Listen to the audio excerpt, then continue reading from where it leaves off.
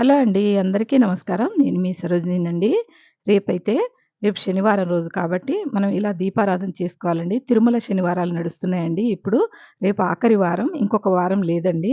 ఇంకొక వారం చేయకూడదు. ఇది నాలుగో వారం అండి. ఈ వారం చేసుకుంటే ప్రతి ఒక్కరు కూడా రేపు మాత్రం 2 పిండి దీపాలు కానీ, గంధంతో చేసిన దీపాలు కానీ, పిండితోటి గంధం పోసి అందులో కొద్దిగా గంధం పొడి గంధం పోసి చేయండి. ఏ దీపమైనా పర్వాలేదండి. పిండి దీపారాధనైతే చాలు.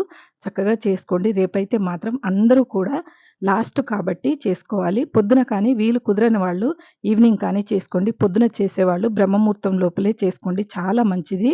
ఎందుకంటే 5:30 లోపు పూజ కంప్లీట్ అయ్యేలా చూసుకోండి. కనీసం తులసమ్మ దగ్గరైనా పెట్టండి 5:30 లోపు. రేపు మాత్రం మీరు కంపల్సరీగా ఈ దీపాలు పెట్టుకుంటే మీ ఇంట్లో మీరు అందరూ సంతోషంగా ఉండొచ్చు.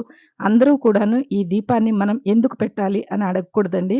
మన మానవ ప్రయత్నం అండి. మనం ఇంట్లో మంచిగా ఉంటే మంచిగా ఉండాలని